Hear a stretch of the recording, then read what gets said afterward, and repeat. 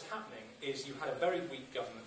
You had militia running all over. I mean, I've got to say... Okay. We'll talk later in foreign policy. Nashar, in the first election in Bradford West, you were the third choice. I was. And yet you're standing here as the first choice. Why should Bradford West voters choose you if you were the third choice in your own membership? Well, the reason why Bradford West should choose a Labour parliamentary candidate is simple, because we have real deals to offer people of Bradford West. We have lots of policies which will support that. We will increase the minimum wage. We will offer more childcare. We will bring real change to Bradford West. That's exactly why they should choose me. But you're the third choice. Well, that will be... In that selection meeting, according to sources in the Labour Party, you got 13 votes. If you can't convince your own party colleagues, how are you going to convince the people of Bradford West? Well, Bradford West, it's very clear. It's very easy to convince the people of Bradford West. The Liberal Democrats tried that with tuition fees, and look where that got them. We do not know what the outcome will be after this election. What will you cut? Will you cut child benefit? It means they were open about the lie and they're being deliberately... No, it's not a lie, George. I'm afraid it's not. We have increased health spending. No, by 7.3 Are you going to cut child benefit? Are you going to cut disability living allowance? Are you going to cut child credits? What are you going to cut to meet that £12 billion figure? And the three taxes. All of the above, isn't it? If they're going to freeze taxes for 5 years. So, George, I think the question was addressed to this. I'm allowed to interrupt. Read your rules. You've just pledged 5 years of no tax increases. No tax increases with these billions that Shafiq just mentioned. It has to come out of further cuts. No. And we all know you're going to cut disability benefit. George, we all know you're going to cut child benefit. Answer that question. What will you cut? We spent £50 billion a year on disability benefit, and quite rightly so. 2010, we had an economy that was $2.2 trillion, pounds rather. It is now 2.5 in excess. That is £300 billion more in economic growth. Okay. Economic growth. I don't think you can answer the question. Let me ask you one more question before we move on to the other candidates. £1 billion worth of cuts. I voted against it. There's no need for cuts. There's no need for austerity.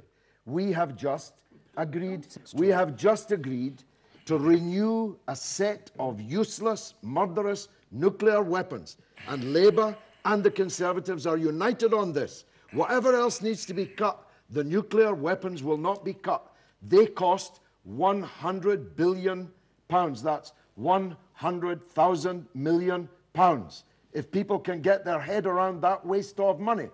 And Vince Cable, a member of your cabinet, the coalition cabinet, said that there's more than £100 billion every single year avoided or evaded in tax by the richest people and the richest corporations. And if we stop the wars, stop going around the world, setting fire to other people's countries, only to fish them out of the Mediterranean when they fall off leaking boats afterwards, we'd be in clover. We wouldn't need cuts in public expenditure. We'd be increasing public expenditure. Okay. That is Thank you, Judge. I will come back to Dr. Nashar. If you were in the House of Commons in the last Parliament, and when your Labour colleagues joined the Conservative and Liberal Democrats to vote for those £30 billion cuts, how would you have voted? Well, we have a financial envelope to meet. We are in austerity. We do. How would you have voted on that proposal? I would have. Would you have voted in favour? I would have had to.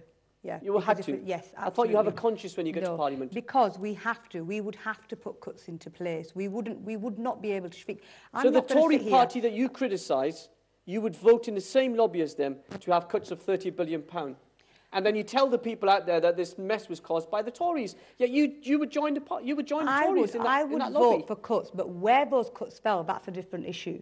I would have to vote for cuts. If we didn't have the cuts, we wouldn't be able to balance the books. And we're still 3 years off target. Let's be clear about that. Where those cuts fall is the argument. I would not be telling the voters of Bradford West that I will go in and say, I'm going to say no to all the cuts, because that would be wrong and that would be false promises. We've had enough of false promises over the last government. We cannot make any false promises. We have to be realistic. What do we have to do? We have to balance the books. We have a deficit. We have to get that right. What should be cut then? So where will those cuts come?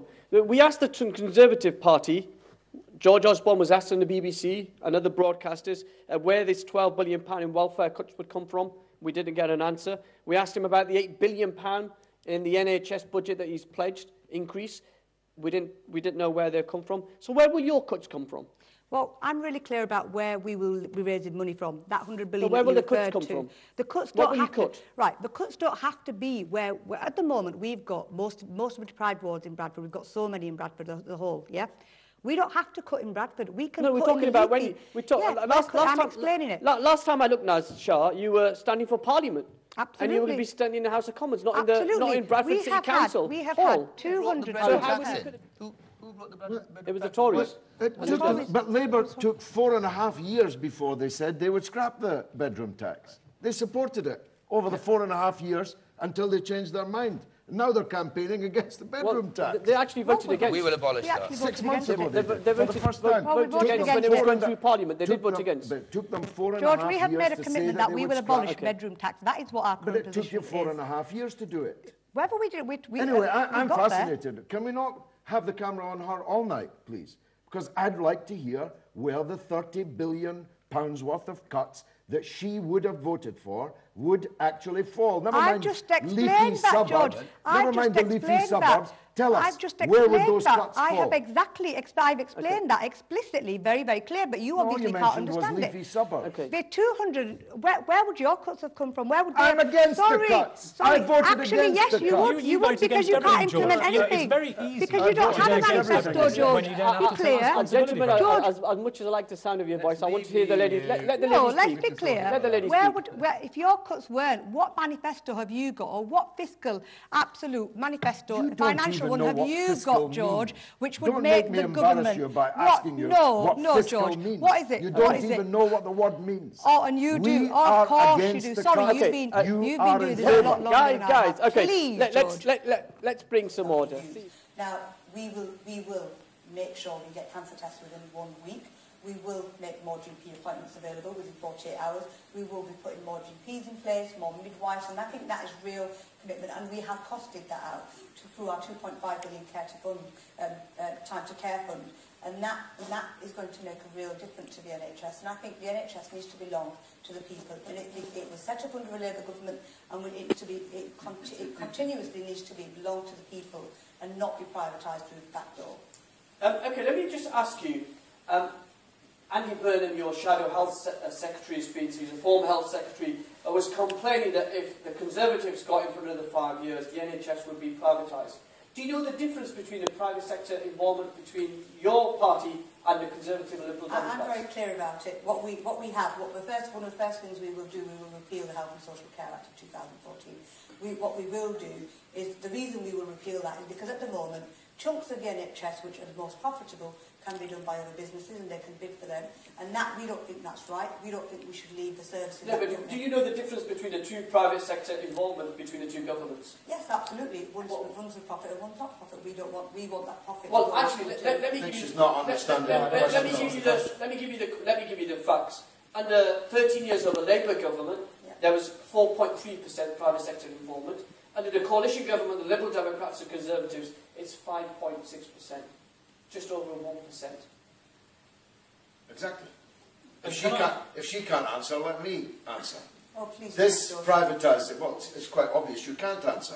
How can you answer that? It was Blair and Brown that began the privatisation of the National Health Service. Just like it was Blair and Brown that introduced the university tuition fees. And then they complained that the Tories have marginally increased the amount of privatisation by 1%. These people cannot be taken seriously. She's dumbfounded. She doesn't have an answer. She doesn't know an answer. And if she did know it, she'd be embarrassed, presumably, to tell you. Can I just... You can, George, yeah, please. Just nail this privatisation canard once and for all. It is clear that Naz doesn't really understand what she's talking about on this particular issue. Your viewers already know that I have been foremost in this country in standing up in defence of the Muslims. I told the Labour leader, Tony Blair, when he invaded Iraq just before it, a couple of weeks before it, in the library corridor, to be precise, I told him that if you send hundreds of thousands of foreign soldiers to attack, invade and occupy a Muslim country, you'll end up with war throughout the world, including on our own streets. You will place the British state on a collision course with the Muslims. And every prevent agenda every anti-terrorism measure, one after the other, has completely failed to deal with this problem. And the more you take that approach, the more fear and loathing and hatred of Muslims you will engender in the country. And that's why the Henry Jackson Society are here. It's why Khalid Mahmoud, I mean, George is right. He's not actually responsible for most of the crimes of the Henry Jackson Society. He didn't invent the Trojan hoax. Khalid Mahmoud, the Birmingham Labour MP, invented it. And he's Naz Shah's campaign manager in Bradford. Actually, he's been in Bradford. Well, we've all seen the pictures. Why is there anybody else? We've all seen the pictures. You've got pictures of Saddam Don't force me to talk about your relationship. Don't force me to talk about your relationship with Khalid Mahmoud. Khalid Mahmoud is the origin. George, can I just say, Naz, can I just say, let George finish, and I promise you, you can respond. You can respond. Khalid Mahmoud is the author of the Trojan hoax, the Trojan horse that never was. Khalid Mahmoud of the Henry Jackson Society is one of the premier witch hunters of Muslims in this country. And he's in Bradford every other day at Naz Shah's side. He's running our campaign. The Facebook pictures, the Twitter pictures, all prove it. So, we've got Khalid Mahmoud in Bradford, and we've got George Grant of the Henry Jackson Society in Bradford, and we've got from across the Atlantic, Louise Mensch in peripatetic, perpetual motion. And so, it's obvious there's a job being done on Bradford by the Islamophobes, by the people who hate Muslims. I'm going to have to come back right now. I'm the person who stands up against them. Naz Shah, just respond to that point about the Henry Jackson Society, Khalid Mahmoud, sorry, Henry Jackson Society. Khalid Mahmoud and his links to Trojan horse and to any other Henry Jackson. Do you reject that? No, you can ask him that. No, I'm asking you. What do you think of the Trojan horse? No, let me answer the question which you've asked me to, and let me respond to that. First and foremost, Khalid Mahmoud is old enough to answer for himself of what he's doing in his terms of his policies. I do not speak for him. He does not manage my campaign. I have people here who manage my campaign. Yes, it is absolutely no word of a lie. It is absolutely correct that I was introduced to Khalid back in June, and that was when my political journey started. But I am a person of my own. Oh, please, what are you going to do? Pull out another card? What is it, George? What are you afraid of, George? Guys, please, George, please. Somebody let's stick to the issue. Yeah, the issue. There is a perception. The neocons like the Henry Jackson Society, the EDL, the Quilliam Foundations of these worlds perpetuate the Islamophobia in society. Khalid Mahmoud is a member of the advisory board of the Henry Jackson Society. Khalid Mahmoud is here. I am not Khalid Mahmoud's voice. No, I'm asking you about Islamophobia. They perpetuate Islamophobia in the House of Commons. No, because what we have unique individual circumstances of each country. We have the Arab uprising. I do not agree with George Galloway's assertion that because of Iraq we have a mess in the Middle East. I think there was an uprising in the Middle East, and let's be clear about what happened in that. The Syrians, as with Tunisia, if you look at Tunisia now, they have some stability back. They have their own solutions. Why should we be going in and fixing people? Fixing things? We should be. So why support Libya then? Because Libya was very. No, you just said. Why should we go in? Let me ask you. You just said why should we go in and tell them how to do it? But yet you support Libya and you don't support Syria. Libya was a bit of a hypocritical position. No, not really, not at all. It's a contradiction I can hold really well. And it's not really a contradiction. If you look at it, Libya was about a tyranny against people. The path for Syria is a negotiated diplomatic transition to democracy. And I urged the Syrian regime to call a democratic election. And if they had done so at that time, they might well have avoided this disaster. But for Naz Shah to say that she disagrees with me that the invasion of Iraq is the cause of all this, well, that's gobsmacking, even by her standards. Every fool knoweth that sending hundreds of thousands of American and British soldiers to invade and occupy an Arab Muslim country has sent cascading around the world Iraq all was wrong, of these George. great Labour supported. Candidates, I'm just going to ask you, please, if you just kind of respect me, and I promise I'll get all of you in on this. I will bring you back. Let's just move on. There's a question here for you, Naz Shah, around Palestine. It says, your leader Ed Miliband said he was a Zionist. Do you back him? If he said he was a Zionist, absolutely not, because at the end of the day, what I believe is that Ed Miliband is not a Zionist. It's not something that I will sign up to. I'm very clear that Ed Miliband is the person who ensured that we voted for Palestine, a state in Palestine, and our absentee MP didn't vote on the issue of Palestine. He didn't vote for it, and I think that's absolutely fundamentally wrong. So yeah, I don't. Can we get that clear? Yeah, let's. Is he a Zionist or is he not a Zionist? He said he's a Zionist. My understanding of a Zionist is that somebody who does not believe in a two-state solution. No, he I said think your actions speak louder than your words. No, he and said he's a Zionist. But he has also led the vote for a two-state solution, which you haven't voted on, George. Because I'm against it. Why would I vote for something that I'm against? So I believe that Palestine should be free from the river to the sea. You say you agree, but you've just said you support a two-state solution. You have to have a peaceful solution, George. Well, you can't. I know the contradictions are the name of your game. Do you support a two-state solution, or should Palestine be free from the river to the sea? Perhaps you don't know what that means. The river Jordan to the Mediterranean Sea. We have voted on Palestine being recognised. I am against it is not a two-state recognised at the solution. minute, and I'm against that is a fact. So I'm against it. I'm against it. It is not a solution. That's why I'm against it. I believe in one democratic state.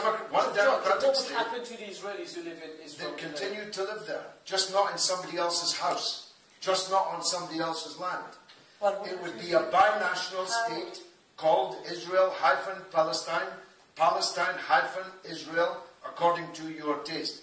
That's the only thing that actually is a solution. The other things pretend to be solutions. In any future vote, let me ask you a question, George. In any future vote in the House of Commons, in the next Parliament, because when I spoke to Ed Miliband last week, in my interview, which we'll show you hopefully next week, Ed Miliband said that if he was elected as Prime Minister, one of the first things he would do was encourage the British government to formally recognise a Palestinian state. Absolutely. You would vote against that? No, of course not.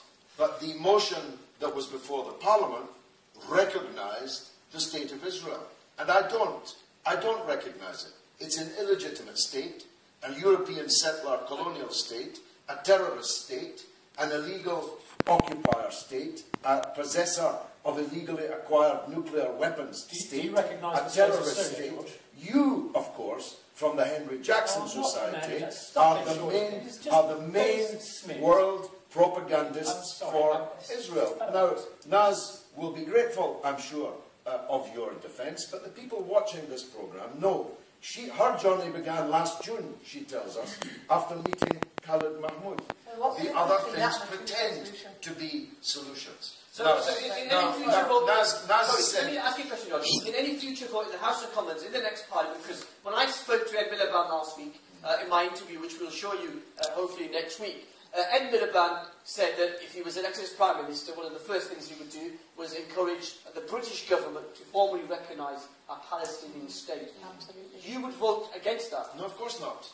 But the motion that was before the Parliament recognised the state of Israel. And I don't recognise it. It's an illegitimate state, a European settler colonial state, a terrorist state, an illegal occupier state, a possessor of illegally acquired nuclear weapons state, do you recognise a terrorist state. You, of course, from the Henry Jackson Society, are the main world propagandists for Israel. Now, Naz will be grateful, I'm sure, of your defence, but the people watching this programme know her journey began last June, she tells us, after meeting Khalid Mahmoud. Well, my journey began on Palestine in 1975. No, my journey as long as God gives me breath, as long as God gives me breath, I will fight for the rights of the Palestinian people. Okay, I want to give George a I think right. I'm fed up of Mr. Galloway accusing anyone who opposes him of being a Zionist. It is absolutely Are you a Zionist? ridiculous. If by a Zionist you mean, do I believe in a state of Israel? If by a Zionist you mean, am I apologist for everything that Israel does? Then absolutely not. If you believe in the state of Israel, you're a Zionist. Well, so why are you offended? I'm not offended. I'm offended, no, because I'm offended because Zionism today means, in people's minds, the connotation is that you're an apologist for everything that the state of Israel does. That is How much did we spend on your case. education? A Zionist, That is what a Zionist is a supporter I of the state support of the state Israel. of Israel Well, unequivocally. fine. Everyone heard you. But I think